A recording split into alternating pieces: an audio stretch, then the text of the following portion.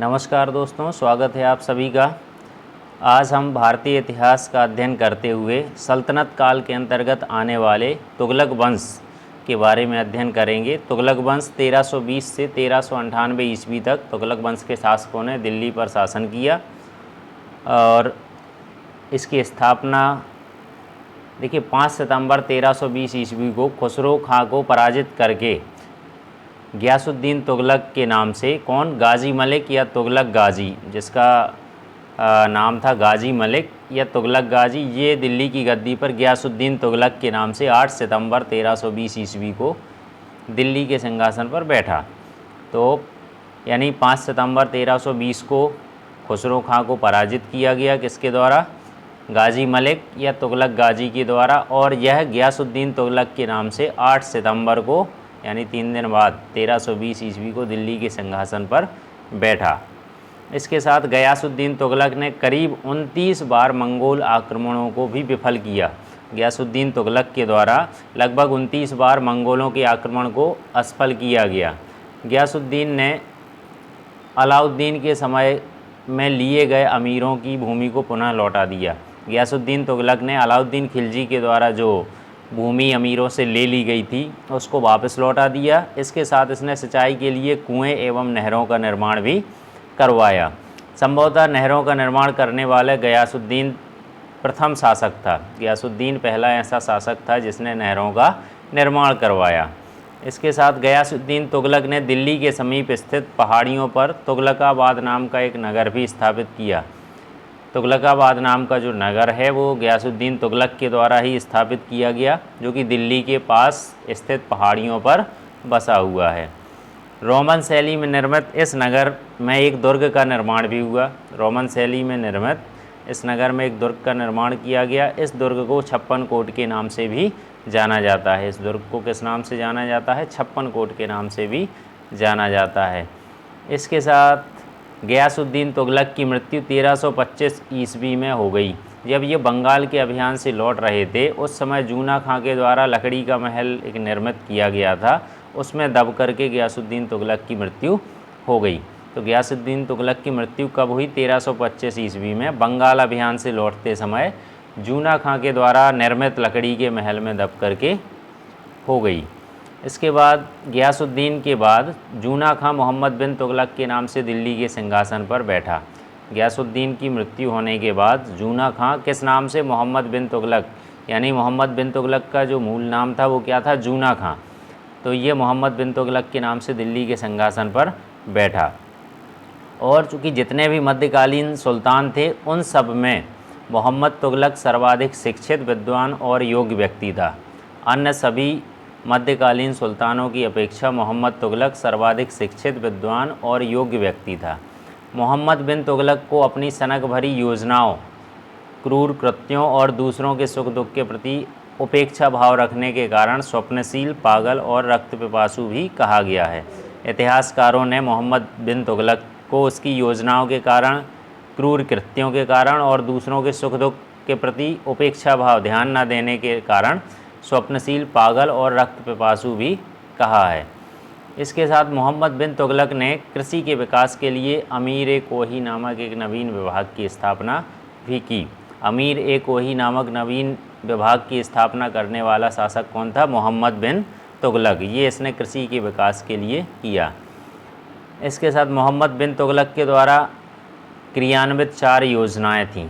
मोहम्मद बिन तुगलक के द्वारा 4 योजनाएं जो महत्वपूर्ण हैं जिनको इसके द्वारा क्रियान्वित किया गया। यहाँ क्रियान्वित है, क्रियांति मिस्टेक से हो गया। तो पहली योजना क्या थी? दोआब क्षेत्र में कर वृद्धि। इसने क्या किया? दोआब क्षेत्र, जो दो नदियों के बीच की भूमि होती है, उपजाऊ भूमि, उसे दोआब कहा जाता है। उस क्षेत्र में कर की वृद्धि कर दी, यानी टैक्स बहुत अधिक बढ़ा दिया। ये 1326-1327 ईस्वी में किया गया। दूसरा, राजधानी परिवर्तन। इसने 1326-27 ईस्वी में राजधानी को परिवर्तित किया। ये दिल्ली से देवगिरी, जिसे दौलताबाद कहा जाता है, अपनी राजधानी को ले गया। इसके साथ इसने सांकेतिक मुद्रा का भी प्रचलन किया। इसने सांकेतिक मुद्रा चलाई जिस कारण घर घर में टकसाल खुल गए और मुद्रा का अवमूल्यन हो गया। ये 1329-30 के आसपास की योजना है इसकी। इसके साथ खुरासन और कराचिल का अभियान भी इसके द्वारा चलाया गया, इसके बारे में हम पढ़ेंगे। तो ये योजनाएं थी जो इसके द्वारा चलाई गई अपने शासनकाल में। आगे हम देखते हैं, मोहम्मद बिन तुगलक ने अपनी राजधानी दिल्ली से देवगिरी में स्थानांतरित की। ये हम पहले बतला भी चुके हैं। तो मोहम्मद बिन तुगलक ने अपनी राजधानी दिल्ली से कहाँ ले गया? देवगिरी। और इसका नाम बाद में क्या रख दिया गया? दौलताबाद रखा गया। इसके साथ इसने सांकेतिक मुद्रा के अंतर्गत क्या किया? पीतल फरिश्ता के अनुसार ये बतलाए गए हैं कि इसने पीतल के सिक्के चलवाए, और बरनी के अनुसार बतलाया गया कि इसके द्वारा धातु के सिक्के चलवाए, जिनका मूल्य चांदी के रुपए टका के बराबर होता था। यानी पीतल और अन्य धातुओं के जो सिक्के थे उनका मूल्य भी किसके बराबर होता था? चांदी के रुपए के बराबर, जिस कारण से ही लोगों ने इसको हल्के में ले लिया और घर घर में टकसाल खोल लिए। इसके साथ अफ्रीकी यात्री इब्न बतूता लगभग 1333 ईस्वी में भारत आया था। अफ्रीकी यात्री इब्न बतूता लगभग कब? 1333 ईस्वी में भारत आया था, और सुल्तान ने इसी दिल्ली का काजी भी नियुक्त किया। और इसके साथ 1342 ईस्वी में सुल्तान ने इसे अपने राजदूत के रूप में कहाँ भेजा? चीन भेजा था। अफ्रीकी यात्री इब्न बतूता लगभग 1333 ईस्वी में भारत आया, और सुल्तान ने इसको दिल्ली का काजी भी बनाया मोहम्मद बिन तुगलक ने। और 1342 ईस्वी में मोहम्मद बिन तुगलक के द्वारा इसको अपने राजदूत के रूप में चीन भेजा गया। मोहम्मद तुगलक ने इसको राजदूत बनाकर चीन भेजा। इसके साथ इब्न बतूता की जो पुस्तक है रहला में मोहम्मद तुगलक के समय की घटनाओं का वर्णन भी मिलता है। इब्न बतूता की जो पुस्तक है रहला, इसमें मोहम्मद तुगलक के समय की घटनाओं का वर्णन मिलता है। इसने अपनी पुस्तक में विदेशी व्यापारियों में, जो विदेशी व्यापारी उस समय जिनका आवागमन था, डाक चौकियों की स्थापना जो की गई थी, यानी डाक व्यवस्था के बारे में, और इसके साथ साथ शासन मोहम्मद तुगलक के शासनकाल में जो गुप्तचर व्यवस्था थी उसके बारे में भी लिखा है। मोहम्मद बिन तुगलक की मृत्यु 20 मार्च 1351 ईस्वी को सिंध जाते समय थट्टा के निकट गोडाल में हो गई थी। मोहम्मद बिन तुगलक की मृत्यु कहाँ हुई? 20 मार्च 1351 को सिंध जाते समय थट्टा के निकट गोडाल में।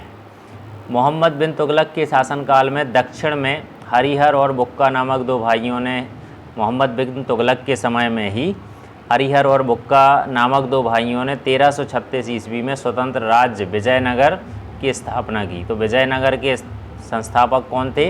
हरिहर एवं बुक्का नामक दो भाई। कब इनने की थी? 1336 ईस्वी में। ये भी क्वेश्चन आ जाता है परीक्षा में कई बार, विजयनगर की स्थापना किसके द्वारा की गई थी।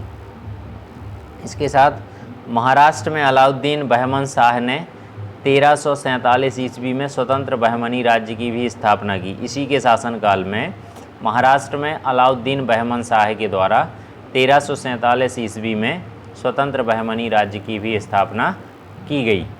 मोहम्मद बिन तुगलक की मृत्यु पर इतिहासकार बरनी लिखता है कि अंततः लोगों को उससे मुक्ति मिली और उसे लोगों से। मोहम्मद बिन तुगलक के बारे में इतिहासकार जियाउद्दीन बरनी ने लिखा है कि अंततः लोगों को उससे मुक्ति मिली, चूँकि लोग उससे बहुत ज़्यादा परेशान थे।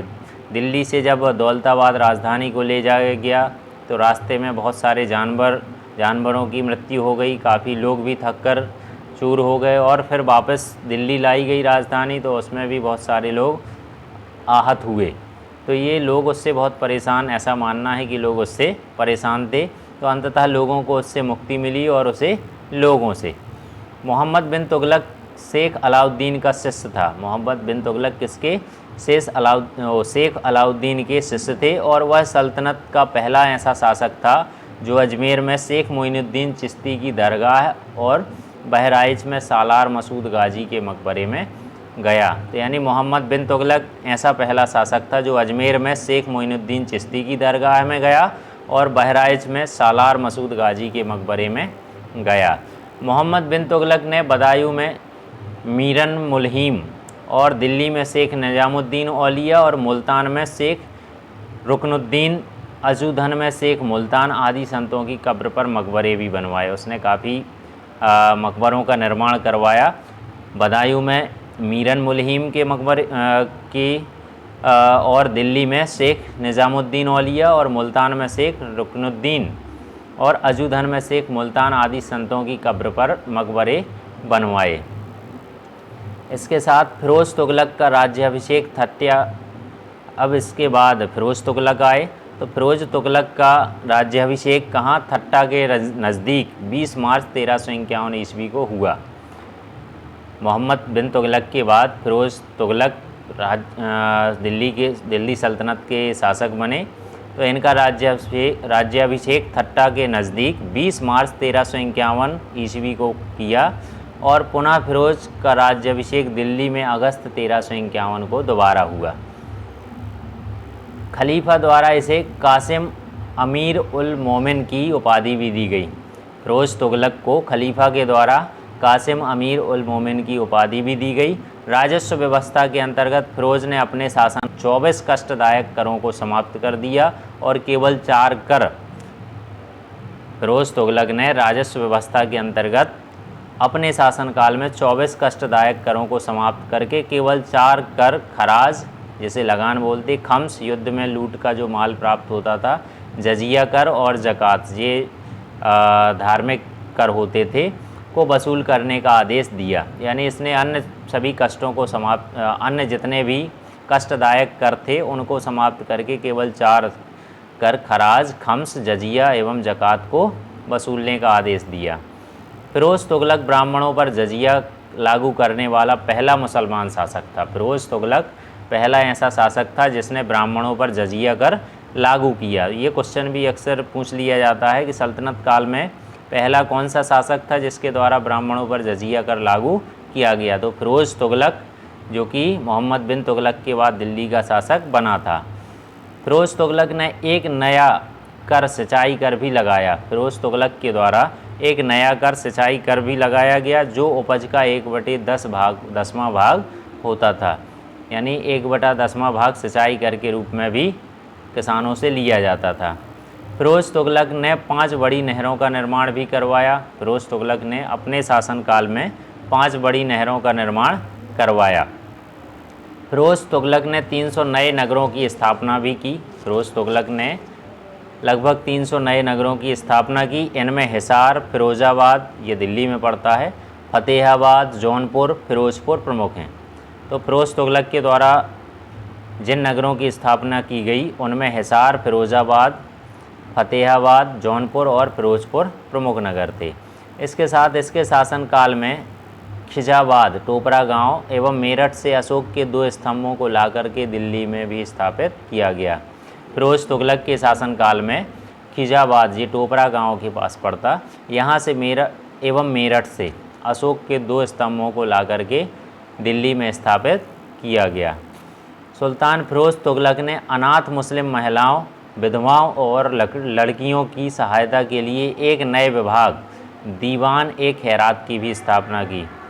तो इसने जो है सुल्तान जो फिरोज़ तुगलक थे, इन्होंने अनाथ मुस्लिम महिलाओं, विधवाओं और लड़कियों की सहायता के लिए एक नए विभाग, दीवान-ए-खैरात की भी स्थापना की। इसके द्वारा ये एक अच्छा कार्य किया गया था। इसके साथ सल्तनत कालीन सुल्तानों के शासनकाल में सबसे अधिक दासों की संख्या करीब 1,80,000 फिरोज़ तुगलक के समय थी। सल्तनत कालीन जितने भी सुल्तान थे उन सभी सुल्तानों के शासनकाल में सबसे अधिक दासों की संख्या किसके शासनकाल में थी? फिरोज़ तुगलक के शासनकाल में, लगभग 1,80,000 के आसपास। इसके साथ इसने दासों की देखभाल के लिए एक नया विभाग, दीवान-ए-बंदगान बनाया।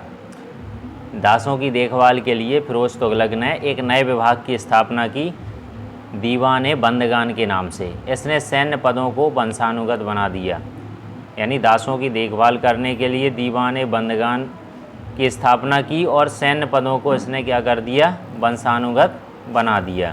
इसके साथ इसने अपनी आत्मकथा फतूहात-ए-फिरोज़ शाही की रचना भी की। फिरोज़ तुगलक ने अपनी आत्मकथा फतूहात-ए-फिरोज़ शाही, तो फतूहात-ए-फिरोज़ शाही किसकी आत्मकथा है? फिरोज़ तुगलक की। और इसने बरनी एवं शम्स-ए-सिराज अफ़ीफ़ को अपना संरक्षण भी प्रदान किया। इसने बरनी को और शम्स-ए-सिराज अफ़ीफ़ को अपना संरक्षण प्रदान किया। इसने ज्वालामुखी मंदिर के पुस्तकालय से लूटे गए 1300 ग्रंथों में से कुछ को फारसी में विद्वान अपाउद्दीन द्वारा दलायते फिरोज शाही नाम से अनुवाद करवाया। ज्वालामुखी मंदिर के पुस्तकालय से जो 1300 ग्रंथों को लूटा गया था, तो उसने इनका अनुवाद किस में? फारसी में करवाया। किसके द्वारा? विद्वान अपाउद्दीन द्वारा। किस नाम से करवाया? दलायते फिरोज शाही के नाम से इन ज्वालामुखी मंदिर के पुस्तकालय से लूटे गए ग्रंथों का फारसी में अनुवाद करवाया। इसने चांदी और तांबे के मिश्रण से निर्मित सिक्के भारी संख्या में जारी करवाए। इसने चांदी एवं तांबे के मिश्रण से निर्मित सिक्के भारी संख्या में जारी करवाए, जिसे अद्धा एवं बिख कहा जाता है। जिसे क्या कहा जाता है? अद्धा एवं बिख कहा जाता है।